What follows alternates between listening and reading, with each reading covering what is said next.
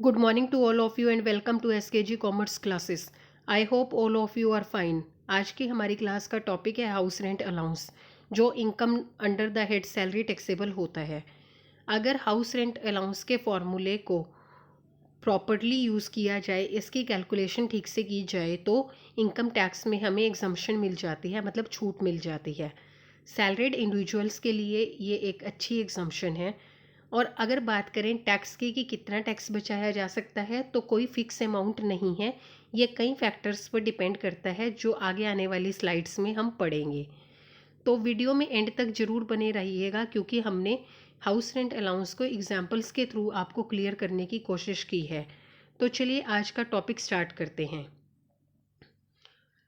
सबसे पहले बात करते हैं अलाउंसेस क्या होते हैं। देखिए, अलाउंस एक ऐसा फिक्स अमाउंट है जो एम्प्लॉयर अपने एम्प्लॉय को पे करता है, रेगुलरली पे करता है उसके किसी पर्टिकुलर रिक्वायरमेंट को फुलफ़िल करने के लिए। इसी तरह से HRA हाउस रेंट अलाउंस एक ऐसा अलाउंस है जो एम्प्लॉयर एम्प्लॉय को पे करता है उसकी रेंटेड प्रमिसेस का रेंट पे करने के लिए।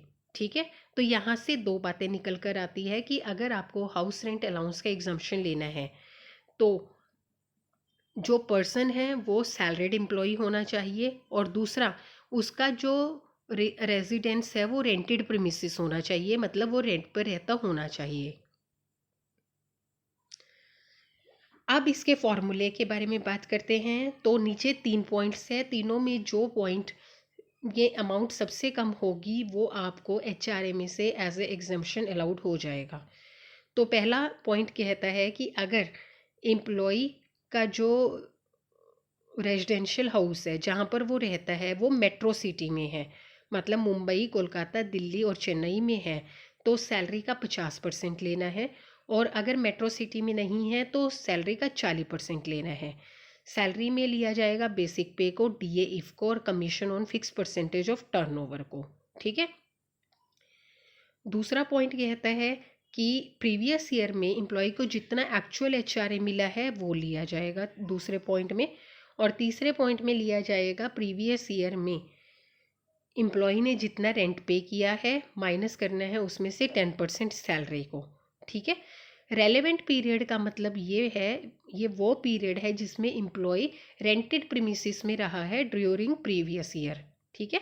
प्रीवियस ईयर में जितने टाइम के लिए वो रेंटेड प्रीमिसेस में रहा है उतने ही टाइम के लिए इन तीनों पॉइंट्स को कंसीडर किया जाएगा। फॉर एग्ज़ाम्पल मान लीजिए आपने जो है 3 महीने के लिए आप अपने घर में रहे हैं, 9 महीने के लिए अगर आप रेंट पर रहे हैं तो 50 या 40% जो सैलरी का लेना है वो भी 9 महीने का लिया जाएगा। एक्चुअल जो आपका HRA है वो भी 9 महीने का कंसीडर किया जाएगा एग्जम्पशन के लिए, बाकी 3 महीने का वो टैक्सेबल हो जाएगा।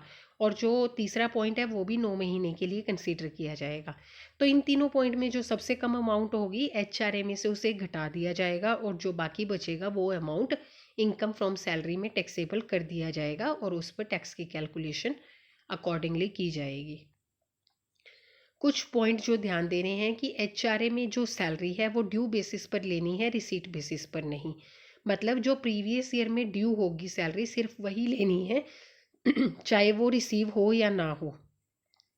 अगर कोई सैलरी है जो एडवांस में मिल जाती है या इन एरियर्स आपको मिलती है प्रीवियस ईयर में, उसे नहीं लेना है, सिर्फ ड्यू सैलरी को लेना है।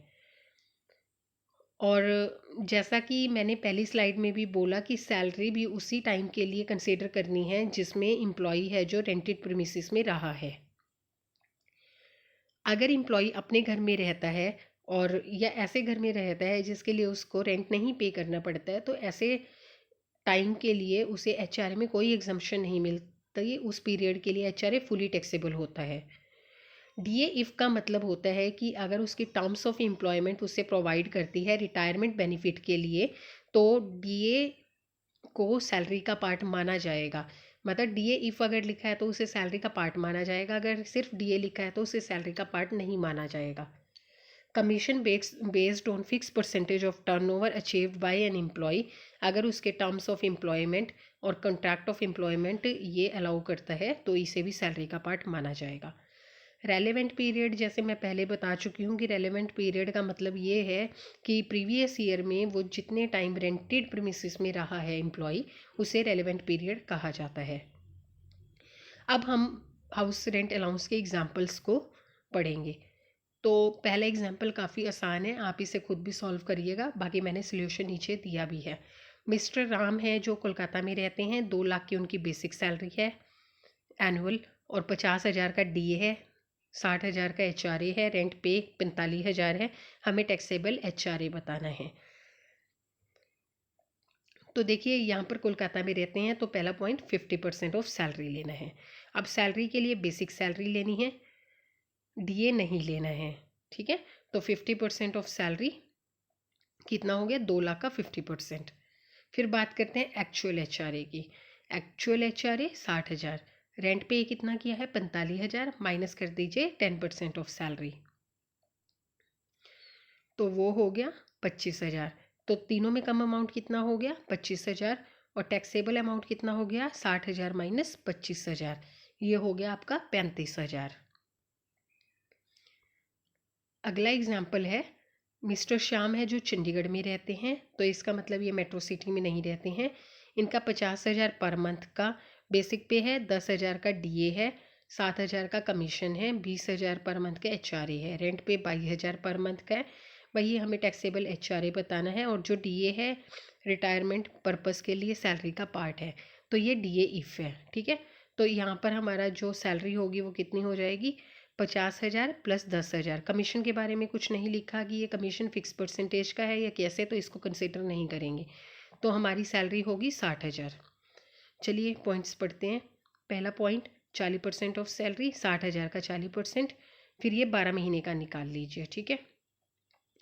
एक्चुअल एचआरए कितना मिला है 20,000 को 12 से मल्टीप्लाई करना पड़ेगा, और rent paid minus 10% of salary 1,92,000 आ जाएगा। तो तीनों में कम कितना है 1,92,000, वो आपका एग्जाम्पल हो जाएगा।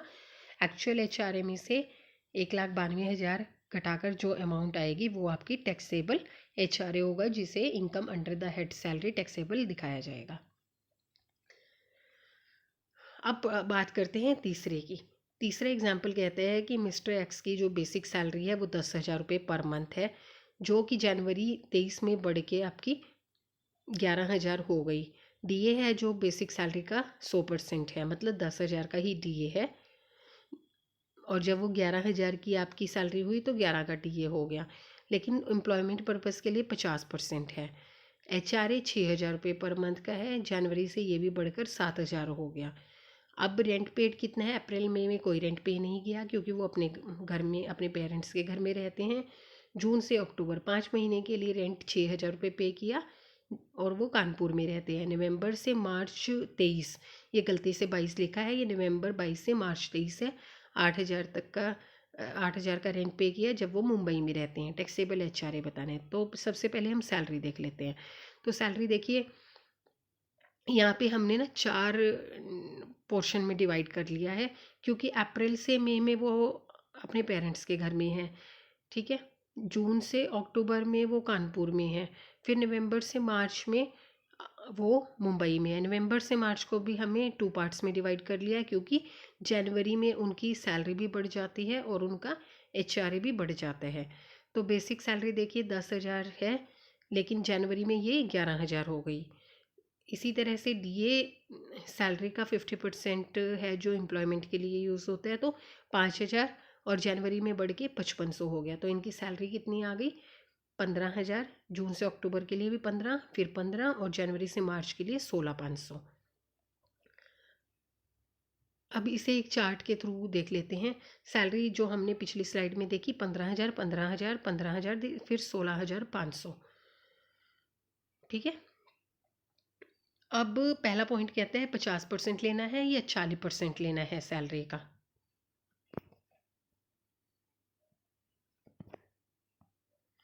तो देखिए पहले 2 महीने में वो अपने पेरेंट्स के घर में है, तो इसमें तो नील हो जाएगा। फिर अगले 5 महीने में वो कानपुर में है, तो कितना होगा 40% सैलरी का, और कितने महीने के लिए 5 महीने के लिए। फिर उससे अगले महीने 2 महीनों के लिए वो कहाँ पर है, वो है मुंबई में, ठीक है। मुंबई में कितना लेंगे, मेट्रो सिटी है 50%, और कितने महीनों के लिए, वैसे वो 5 महीनों के लिए, 2 महीने इधर और 2 महीने हमने 3 महीने हमने इधर लिख दिए हैं। तो 50% 2 महीनों के लिए और 50% सैलरी का 3 महीनों के लिए, ठीक है। इसके बाद HRA कितना मिला है, 6,000, फिर 6,000 5 महीनों का, फिर 6,000 2 महीने का, जनवरी से 7,000 हो गया, तो ये 3 महीनों का। फिर तीसरा पॉइंट कहता है कि rent paid minus 10% of salary. अब अप्रैल में क्योंकि वो अपने पेरेंट्स के घर में थे जिसके लिए उन्होंने कोई रेंट नहीं पे किया, तो ये होगा नील। और अगला पॉइंट होगा रेंट पे कितना किया है, जब वो कानपुर में थे 6,000 का, तो 5 महीने के लिए 6,000 माइनस 10% ऑफ सैलरी 5 महीनों का, तो ये आ गया 22,500।